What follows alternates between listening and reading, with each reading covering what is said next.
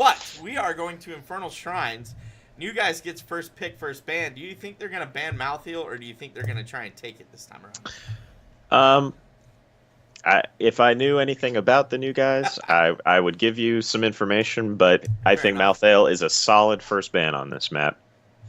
Okay. His shrine clear is nice, and it kind of nullifies the Punisher if it ends up going over to the other team. I like it. I like him here because everybody's so clumped up around the shrine, and he can just wreak havoc. Right. No, I would agree with that. I would agree with that. All right, so this is game number 2 in our best of 3. It is the new guys versus RK Red. New guys, of course, being up 1-0, and getting first pick, and just waiting on that first ban. Is there going to be a respect ban on this side of RK? Maybe an Illidan. There might be, but you know what? I don't know that TNG would run Illidan here, and they're gonna go ahead and ban the Genji. So we know Yeah. we're not gonna see Genji out here from the new guys. Which, I mean, I guess sure, like you can run Illidan wherever you want, right? Because Illidan is good. And RK is having none of that. The instant Malthael ban. They're like, nope. We don't play him. Nobody else is taking him.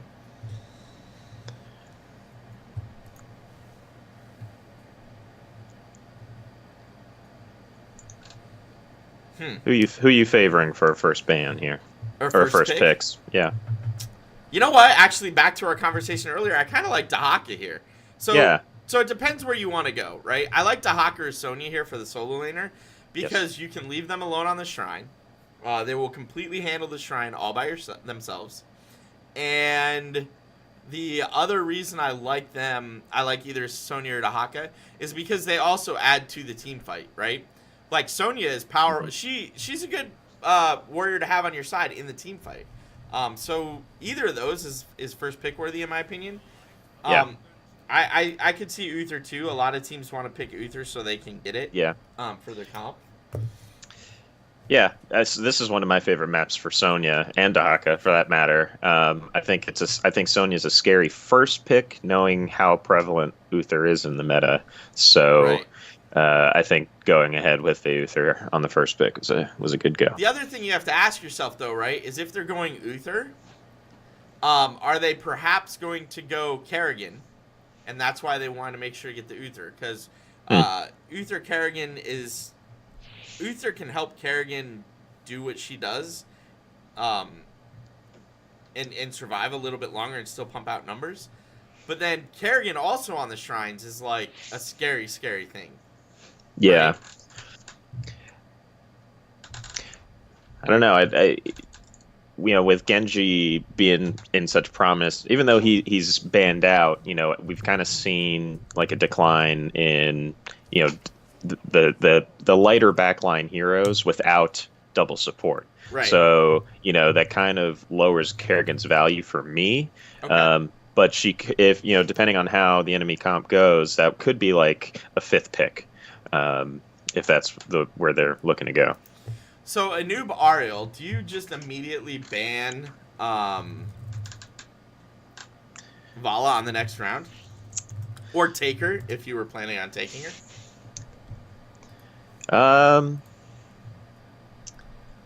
If they're not gonna take her, I would probably put her on the ban list. Get rid of that battery. But Gul'dan's really strong here too. Mm-hmm. And his battery's almost as good as Vala's. Yeah, I would like new guys to take Gul'dan.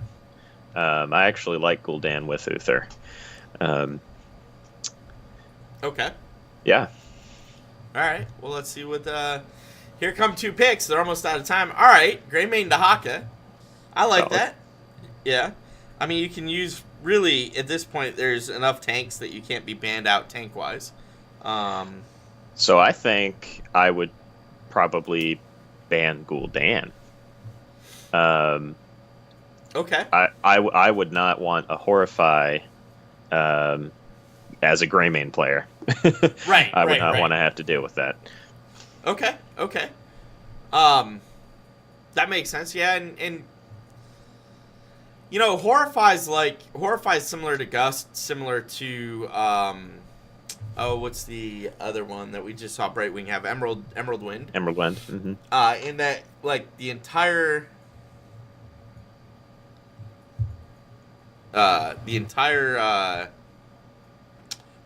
face of battle changes, right? Yeah. Mm-hmm. All right. Apparently, I am a little quiet on my microphone, so let me look at it real quick.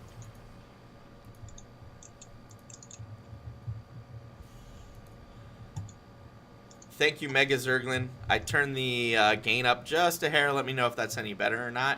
And we do see a Tassadar ban, which... I mean, Tassadar's strong. I'm not sure I would have run him there. Yeah. If new guys took Tassadar, I would have trouble to figure out what their 5th pick was. They would have to go into...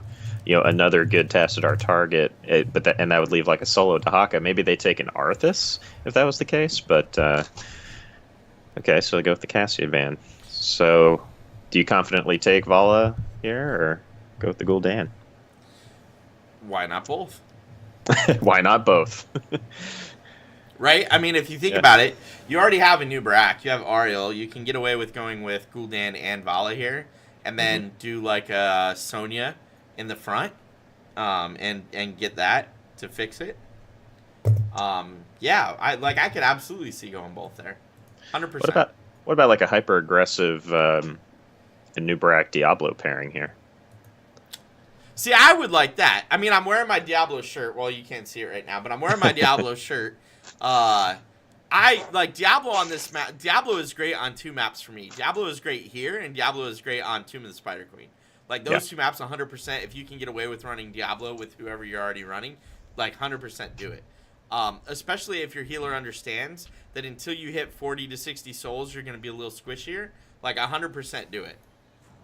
Apparently, Horrify is bugged, by the way, so thank you, Stu. Good to know. But there's the Arthas like you asked for. Awesome. Or like we were talking about earlier. So Arthas, Kael'thas. So you know what? I love Kael'thas on this map. We overlooked Kael'thas the entire time we talked about this. Where Kael'thas on this map is probably his best mage map. Yes. And it's so tight that like you get tons of value out of Living Bomb. So I could see that. I know Mega Zerglin in the chat probably wet his pants when he saw the Kael'thas pick. So.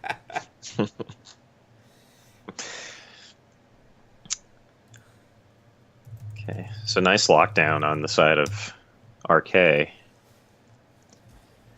Stitches. Oh, Stitches want to play. So now the important thing here is the follow-up. Uther stun works, but Uther has to be ready to stun every time Stitches pulls it. Yes. And then the Chromie blow up after. Like, that's a deadly combination. I like this. But the slowing sands just kind of wreaks havoc in the shrine area. Yep. No, I dig this so far. It's just critical that Uther and Greymane are ready to follow up as soon as Stitches hooks. And you have to have faith in that Stitches player that I'm going to follow up when this hook lands. Mm-hmm. Right? And later on in the game when Dahaka is also with the team, be ready to tongue, right? Like, you guys have to have that worked out and be on point. Then RK Red needs a damage dealer here. Kael'thas is not hyper carry enough to go with just Kael'thas. Like, they need a damage dealer. Let's see, who could they get? I don't know that I would take a Vala here. Lunara. Right. I was thinking Lunara. Okay. I like that. All right. I like both of these drafts. I think both of these drafts could work out quite well. It'll be interesting to see exactly what happens, but yeah.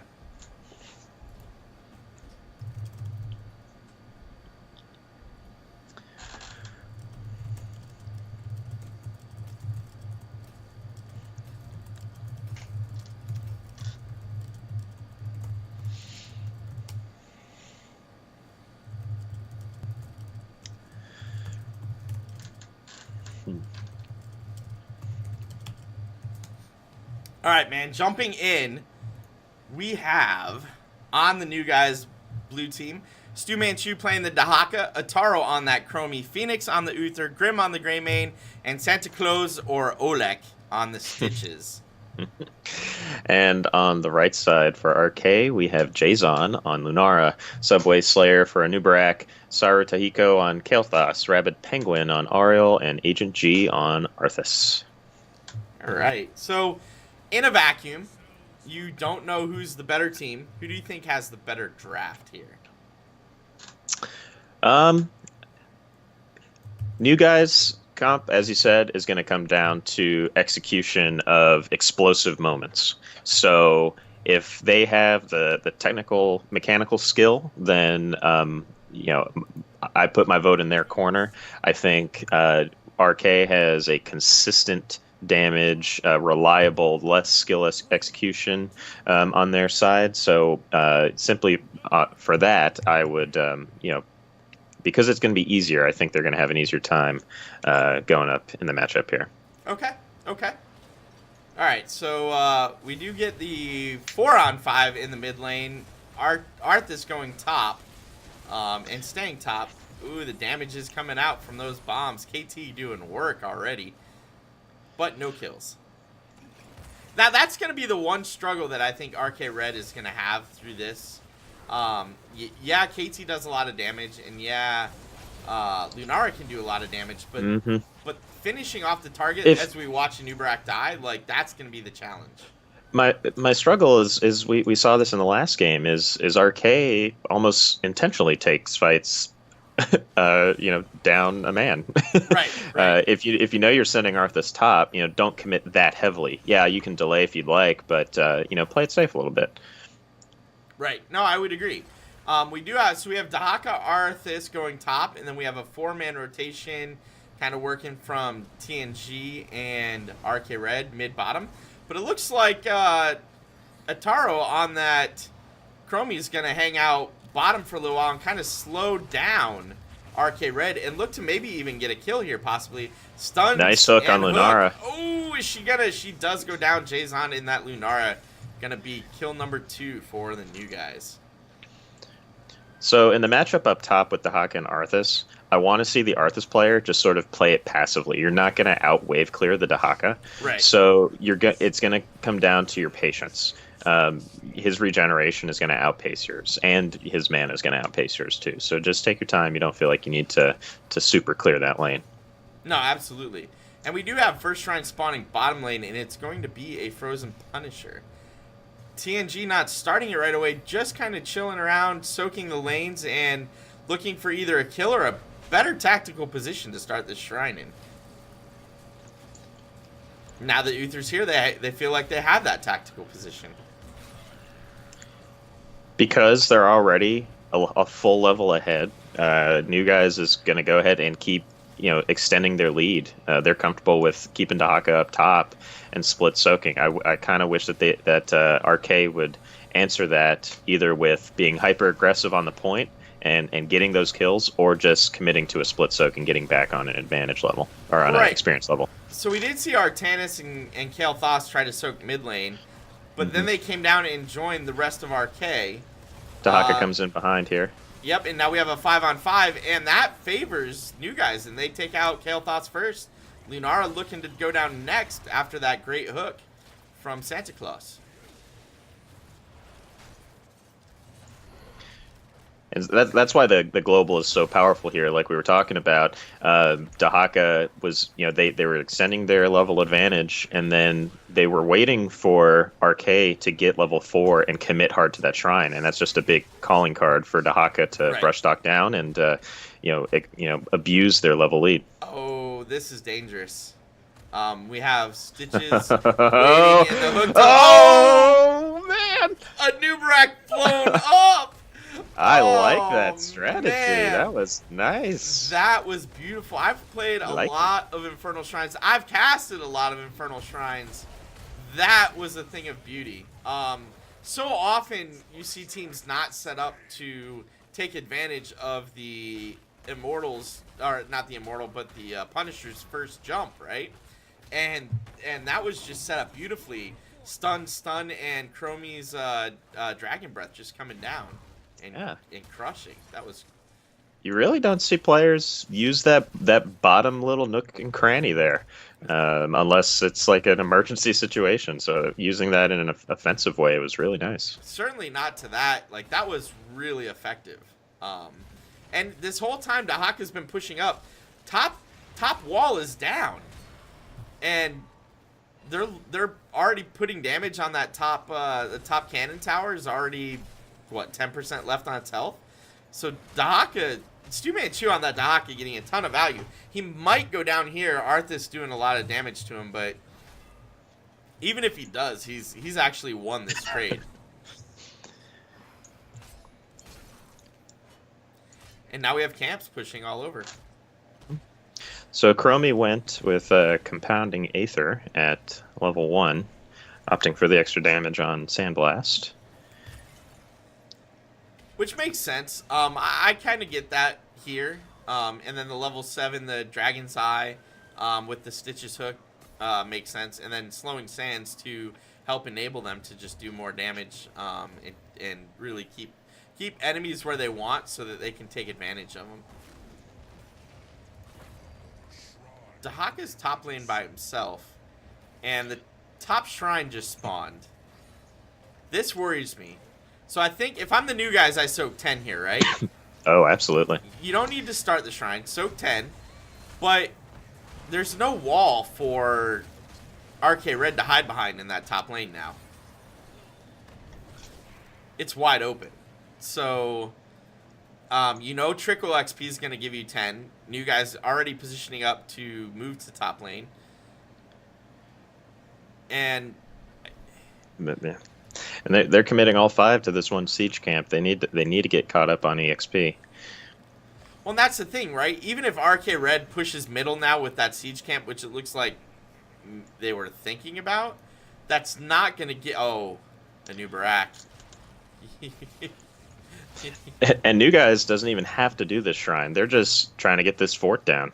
And they know that they're going to, probably get a 3-level lead by the time they start the shrine and, go for a keep.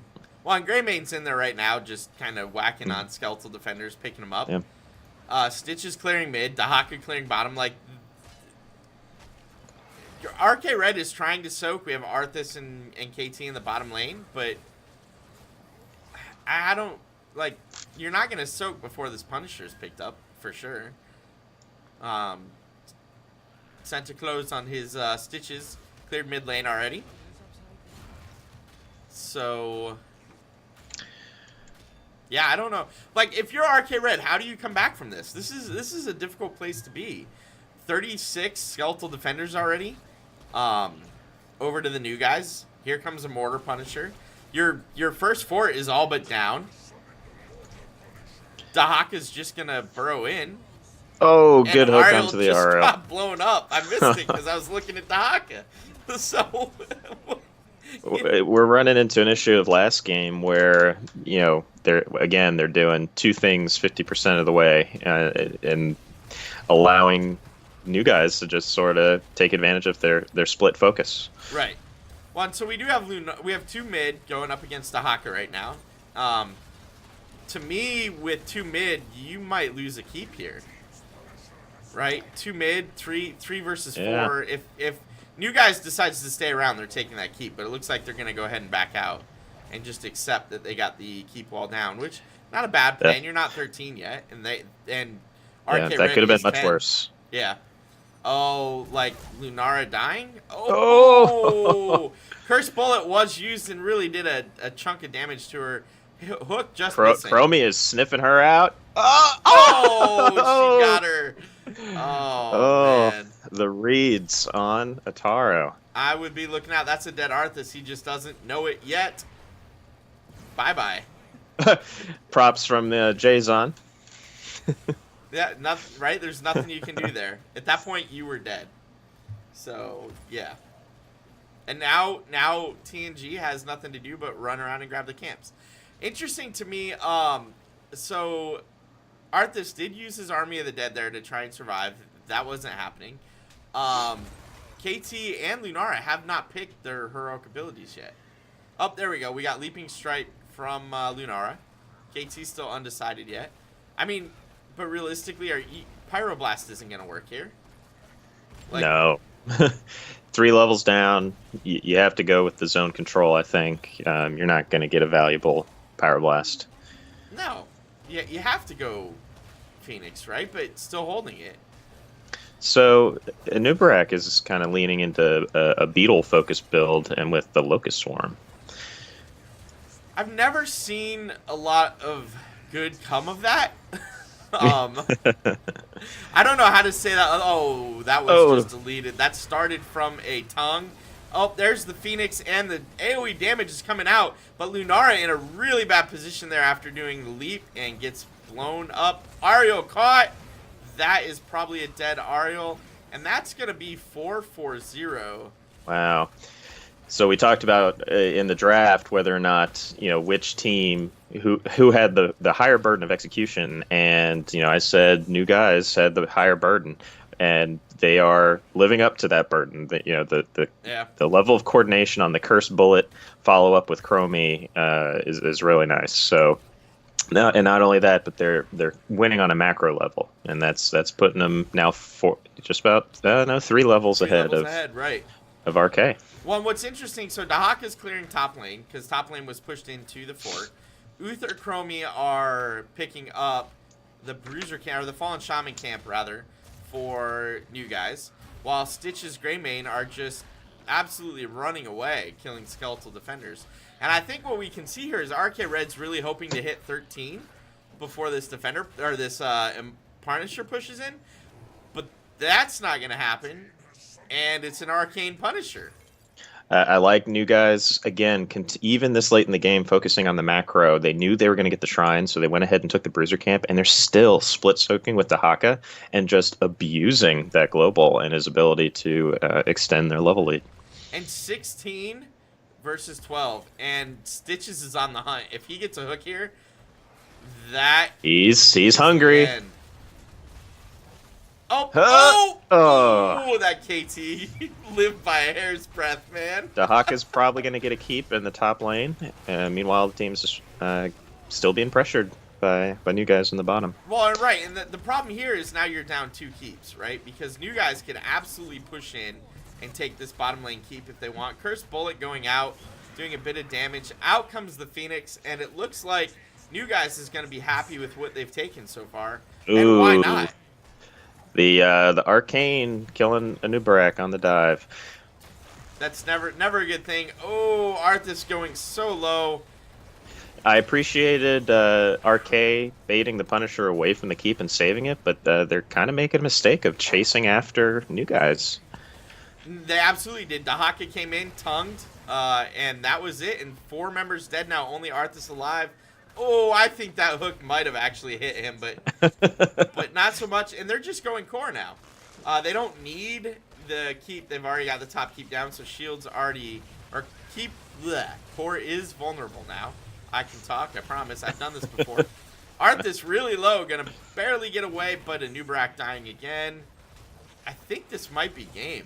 I don't know. Oh, that Cursed Bullet did so much damage. Ariel's now dead.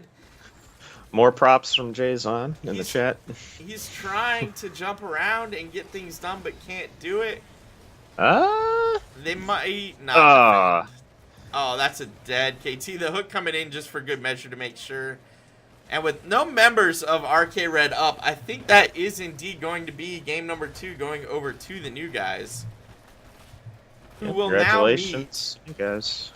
And so we're going to see next up New Guys against TQ.